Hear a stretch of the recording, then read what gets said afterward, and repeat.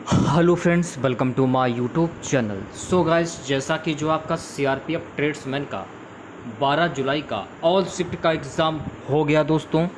12 जुलाई all shift में पूछे गए सभी क्वेश्चंस इस वीडियो में डिस्कस करेंगे, तो इस वीडियो को पूरा ज़रूर देखिए। वीडियो अच्छा लगे तो प्लीज़ वीडियो को लाइक और शेयर ज़रूर करें। और जो भी हमारे नए बच्चे हैं, जिन बच्चों ने चैनल को सब्सक्राइब नहीं किया है, तो प्लीज़ चैनल को सब्सक्राइब करके नोटिफिकेशन बेल ऑन करना ना भूलें। तो चलिए वीडियो को स्टार्ट करते हैं। सो गाइस, पहला क्वेश्चन पूछा गया था, पंजाब केसरी के नाम से किसे जाना जाता है। पंजाब केसरी के नाम से लाला लाजपत राय को जाना जाता है। तो लाला लाजपत राय आपका करेक्ट आंसर हो जाएगा। लाला लाजपत राय को पंजाब केसरी के नाम से जाना जाता है। वे एक प्रमुख स्वतंत्रता सेनानी थे। वह पंजाब नेशनल बैंक के संस्थापक सदस्य भी थे। ये फैक्ट आपको ध्यान में रखना है कि पंजाब नेशनल बैंक के संस्थापक लाला लाजपत राय थे। वह लाल बाल पाल की तिकड़ी के एक तिहाई थे। 1920 में कलकत्ता अधिवेशन में इन्हें भारतीय राष्ट्रीय कांग्रेस के अध्यक्ष के रूप में चुना गया था। ये फैक्ट आपको ध्यान में रखना है। कुछ प्रख्यात व्यक्ति हैं और उनके नाम हैं, ये भी आप लोग जान लीजिए, क्योंकि इस टॉपिक से आपके हर शिफ्ट में 1 से 2 क्वेश्चन पूछे जा रहे हैं। जैसे कि फटरेर गांधी बादशाह खान के नाम से किसे जाना जाता है, तो फटरेर गांधी बादशाह खान के नाम से खान अब्दुल गफ्फार खान को जाना जाता है। लोकनायक के नाम से किन्हें जाना जाता है, तो लोकनायक के नाम से जयप्रकाश नारायण को जाना जाता है। अच्छा, देशबंधु के नाम से किन्हें जाना जाता है, तो देशबंधु के नाम से चित्तरंजन दास को जाना जाता है। अजात शत्रु के नाम से किन्हें जाना जाता है, तो अजात शत्रु के नाम से डॉक्टर राजेंद्र प्रसाद को जाना जाता है।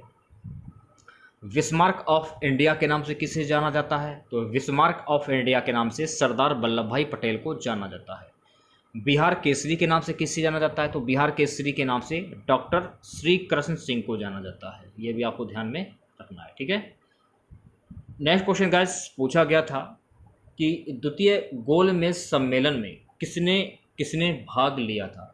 देखिए, नवंबर 1931 में दूसरा गोल सम्मेलन हुआ था। ये फैक्ट आपको ध्यान रखना है। तो दूसरा गोलमेज सम्मेलन जो है ये वर्ष 1931 में हुआ था। और इस सम्मेलन में देखिए, प्यारेलाल नैयर हो गए, सरोजनी नायडू हो गई, एनी बेसेंट, मदन मोहन मालवीय हो गए, महादेव देसाई, वी.आर. अम्बेडकर, 31 प्रतिनिधियों ने भाग लिया था। कांग्रेस प्रतिनिधि महात्मा गांधी, रंगास्वामी अय्यर, मदन मोहन मालवीय। शोषित वर्ग के प्रतिनिधि कौन थे? देखिए, शोषित वर्ग के प्रतिनिधि डॉक्टर वी.आर. अम्बेडकर थे। महिला प्रतिनिधि की अगर हम बात करें तो महिला प्रतिनिधि थी सरोजनी नायडू। और नवंबर 1930 में पहला गोलमेज सम्मेलन हुआ था। ये भी फैक्ट आपको ध्यान रखना है। और सितंबर 1931 में दूसरा गोलमेज सम्मेलन हुआ था। ये सभी फैक्ट आपको ध्यान में रखने हैं। नेक्स्ट क्वेश्चन गाइस पूछा गया था कि राउत नाच कौन से फेस्टिवल में किया जाता है। देखिए, राउत नाच या राउत नृत्य यादव समुदाय का दीपावली पर किया जाने वाला पारंपरिक नृत्य है। तो देखिए, ये दीपावली फेस्टिवल पर किया जाने वाला नृत्य है राउत नाच। ये आपको ध्यान रखना है, ठीक है। नेक्स्ट क्वेश्चन पूछा गया था, छत्तीसगढ़ में राउत नाच कब किया जाता है। तो देखिए, छत्तीसगढ़ में राउत नाच की शुरुआत देव उठनी एकादशी से हो जाती है। सो गाइस, अगला क्वेश्चन देख लीजिए। अगला क्वेश्चन पूछा गया था, मानव विकास सूचकांक में हर एक पार्ट में कितना योगदान होता है। तो देखिए, मानव विकास सूचकांक में 3 मानक हैं: शिक्षा, स्वास्थ्य, आय तथा मानव विकास। सूचकांक की गणना 4 संकेतकों, जन्म के समय, जीवन प्रत्याशा, स्कूली शिक्षा के औसत वर्ष, स्कूली शिक्षा के अपेक्षित वर्ष और प्रति व्यक्ति सकल राष्ट्रीय आय द्वारा की जाती है। इसकी गणना 0 और 1 के बीच की जाती है। ये भी फैक्ट आपको ध्यान में रखना है। एक क्वेश्चन गाइस पूछा गया था कि हिंदुस्तानी संगीत में कितने थॉट होते हैं। तो देखिए, हिंदुस्तानी संगीत में कुल 10 थॉट होते हैं। तो 10 थॉट आपका करेक्ट आंसर हो जाएगा। पहला बिलावल, दूसरा कल्याण, तीसरा खमाज, चौथा भैरव, पांचवा पूर्वी मारवा, छठा काफ़ी, सातवां अशावरी, आठवां भैरवी और नौवां तोड़ी। यदि किसी को यादृच्छिक रूप से एक राग चुनना हो तो सैद्धांतिक रूप से इन थाटों में से एक में वर्गीकृत करना संभव होना चाहिए। ये सभी फैक्ट आपको ध्यान में रखने हैं, ठीक है। अगला क्वेश्चन पूछा गया था, अगला क्वेश्चन था कि चोल वंश का संस्थापक कौन था। तो चोल वंश का संस्थापक विजयालय था, ये आपको ध्यान रखना है। जो विजयालय था ये चोल वंश का संस्थापक था। उनका शासनकाल जो था 850 से 870 ईस्वी पूर्व था, ये भी फैक्ट आपको ध्यान में रखना है। विजयालय ने पांड्यों और पल्लवों के बीच युद्ध का लाभ उठाकर राजवंश की स्थापना की। उन्होंने एंग्लो मुथियार से तंजावुर पर विजय प्राप्त की, जो मुथियार वंश का अंतिम शासक था, ये भी फैक्ट आपको ध्यान में रखना है। अगला क्वेश्चन पूछा गया था, एलोरा की गुफाएं ये किसने बनवाई थी। देखिए, एलोरा की गुफाओं का जो निर्माण है राष्ट्रकूट वंश ने करवाया था। एलोरा महाराष्ट्र में स्थित यूनेस्को की विश्व धरोहर स्थल है। तो यहाँ पर आपको एक बात ध्यान रखनी है, अगर पूछा जाए कि एलोरा की जो गुफाएं हैं ये कहाँ पर स्थित हैं, तो एलोरा की जो गुफाएं हैं ये महाराष्ट्र में स्थित हैं और ये यूनेस्को की विश्व धरोहर स्थल में शामिल हुई हैं। ये गुफाएं हिंदू धर्म, बौद्ध धर्म और जैन धर्म से संबंधित हैं। प्रसिद्ध अखंड रॉक कट शैलकृत मंदिर, कैलाश मंदिर यहीं पर स्थित है, ये भी फैक्ट आपको ध्यान में रखना है। सो गाइस, अगला क्वेश्चन पूछा गया था कि अरुणाचल प्रदेश हिमालय की किस ओर स्थित है। तो देखिए, अरुणाचल प्रदेश जो है दार्जिलिंग और सिक्किम क्षेत्रों में हिमालय पूर्व पश्चिम दिशा में स्थित है, जबकि अरुणाचल प्रदेश में वे दक्षिण पश्चिम से उत्तर पश्चिम दिशा में हैं। एक क्वेश्चन देखिए, आपका आर्टिकल 13 से क्वेश्चन पूछा गया था, तो आर्टिकल 13 के बारे में जान लीजिए आप लोग। भारतीय संविधान का अनुच्छेद 13 राज्य के नागरिक के विरुद्ध को मूल अधिकारों के संरक्षण की गारंटी देता है। यदि राज्य द्वारा कोई ऐसी विधि बनाई जाती है जो मूल अधिकारों का उल्लंघन करती है तो न्यायालय उसको शून्य घोषित कर सकता है। इसके द्वारा न्यायालय विधियों की संवैधानिक की जांच करता है। एक क्वेश्चन पूछा गया था कि भारत में एग्जिम बैंक की स्थापना कब हुई थी। तो भारत में एग्जिम बैंक की स्थापना वर्ष 1982 में हुई थी, इसके बारे में जान लीजिए। 1982 वर्ष 1981-82 में केंद्रीय बजट में भारत में आयात निर्यात आयात एग्जिम बैंक की स्थापना की घोषणा की गई थी और वर्ष 1982 में इस बैंक का गठन भी किया गया था। इसका उद्देश्य अंतर्राष्ट्रीय व्यापार को वित्तीय सहायता प्रदान करना है। अगले क्वेश्चन की ओर बढ़ते हैं। अगला क्वेश्चन पूछा गया था कि नालंदा विश्वविद्यालय ये कहाँ पर स्थित है। तो नालंदा विश्वविद्यालय ये बिहार में स्थित है, इसके बारे में जान लीजिए आप लोग। बिहार की राजधानी पटना के निकट राजगीर से 7 मील बाद दूरी पर आधुनिक वडगांव नामक ग्राम से प्राचीन नालंदा के अवशेष मिलते। यहाँ 7वीं सदी की जगत प्रसिद्ध विश्वविद्यालय था, जिसका वर्णन ची यात्रियों हुएनसांग तथा इत्सिंग ने विस्तार पूर्वक किया था। ध्यान रहे कि नालंदा विहार की स्थापना कुमारगुप्त ने की थी। दूसरी बात, अगर पेपर में पूछा जाए कि नालंदा विश्वविद्यालय को ध्वस्त करने वाला शासक कौन था, मुस्लिम शासक, तो आपको ध्यान रखना है कि नालंदा विश्वविद्यालय को ध्वस्त करने वाला जो मुस्लिम शासक था वो था बख्तियार खिलजी, ये आपको ध्यान में रखना है, ठीक है। अगला क्वेश्चन पूछा गया था गाइस कि मिठाई में मिलाई जाने वाली सबसे मीठी शर्करा कौन सी है। तो मिठाई में मिलाई जाने वाली सबसे मीठी शर्करा है सुक्रोज, ये आपको ध्यान रखना है। दूसरी बात, आपको एक बात और ध्यान रखनी है, जो फैक्ट्रोज होता है ना ये सुक्रोज से ज़्यादा मीठा होता है। तो फैक्ट्रोज के बारे में जान लीजिए कुछ महत्वपूर्ण पॉइंट। देखिए, फैक्ट्रोज होता है ना, इन सब में फैक्ट्रोज सबसे मीठी शर्करा है। ये प्राकृतिक रूप से होने वाली शर्करा है। मूल रूप से फैक्ट्रोज एक मोनोसैकराइड है, जिसका अर्थ है शर्करा का सबसे सरल रूप, अर्थात इसे अधिक मूलभूत शर्करा इकाइयों में नहीं खंडित किया जा सकता है। मोनोसैकराइड के अन्य सामान्य उदाहरण ग्लूकोज और गैल्क्टोज है।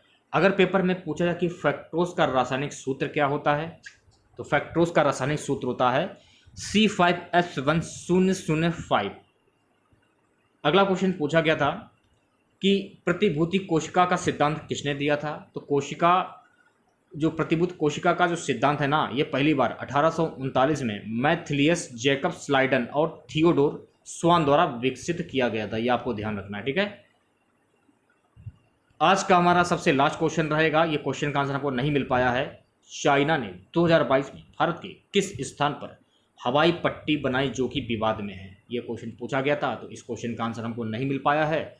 तो अगर आप लोगों को इस क्वेश्चन का आंसर मालूम हो तो कमेंट करके जरूर बताइएगा। काफ़ी बच्चे पूछ रहे थे कि इसकी आंसर की कब तक जारी की जाएगी, इस पर मैंने वीडियो बना दिया है। अगर आप लोगों ने इस वीडियो को नहीं देखा है तो हमारे चैनल में जाइए और उस वीडियो को देख लीजिए, आपको पता चल जाएगा कि सीआरपीएफ ट्रेड्समैन की आंसर की कब तक जारी कर दी जाएगी। तो अगर आप लोगों को वीडियो अच्छा लगा हो तो प्लीज़ वीडियो को लाइक और शेयर ज़रूर करें, और चैनल पर नए हैं तो चैनल को सब्सक्राइब करके नोटिफिकेशन बेल ऑन करना ना भूलें। मिलते हैं नेक्स्ट वीडियो के साथ। जय हिंद, जय भारत। ओएनजीसी का गठन कब हुआ था? देखिए, ओएनजीसी का गठन 14 अगस्त 1956 को हुआ था। तो 14 अगस्त 1956 आपका करेक्ट आंसर हो जाएगा। Oil and natural gas corporation limited ONGC की स्थापना 14 अगस्त 1956 से प्रारंभ हुई एक भारतीय सार्वजनिक क्षेत्र की पेट्रोलियम कंपनी है। इसे फॉर्च्यून ग्लोबल 500 द्वारा 335वें स्थान पर रखा गया है। ये भारत में कच्चे तेल के कुल उत्पादन में 77% और गैस के उत्पादन में 81% का योगदान करती है। ये सार्वजनिक क्षेत्र की सबसे अधिक लाभ अर्जित करने वाली कंपनी है। इसे 14 अगस्त 1956 को एक आयोग के रूप में स्थापित किया गया था। इस कंपनी में भारत सरकार की कुल इक्विटी हिस्सेदारी 74.14% है। तो इस क्वेश्चन से आप लोगों को इतनी जानकारी प्राप्त हो जाती है। नेक्स्ट क्वेश्चन गाइस पूछा गया था कि आर्टिकल 15 ये किससे संबंधित है? देखिए, आर्टिकल 15 के बारे में जान लीजिए आप लोग। भारतीय संविधान के भाग 3 में अनुच्छेद 12 से 35 तक मूल अधिकारों का वर्णन है। अनुच्छेद 15 कहता है कि राज्य अपने किसी भी नागरिक के साथ केवल धर्म, जाति, लिंग, नस्ल और जन्म स्थान या इनमें से किसी भी आधार पर कोई विभेद नहीं करेगा। ये आपको ध्यान रखना है। तो आर्टिकल 15 में क्या है? धर्म, जाति, लिंग, नस्ल और जन्म स्थान, इनमें से किसी भी आधार पर कोई विभेद नहीं करेगा। अगला क्वेश्चन पूछा गया था गाइस कि काकीनाडा बंदरगाह ये कहाँ स्थित? तो काकीनाडा बंदरगाह बंगाल की खाड़ी के तट पर स्थित है। तो बंगाल की खाड़ी आपका करेक्ट आंसर हो जाएगा। अगला क्वेश्चन गाइस पूछा गया था कि भारत और पाकिस्तान के मध्य सिंध जल समझौता कौन से बैंक ने करवाया था? तो भारत और पाकिस्तान के मध्य सिंध जल समझौता विश्व बैंक ने करवाया था। इस क्वेश्चन से रिलेटेड एक्स्ट्रा फैक्ट जान लीजिए।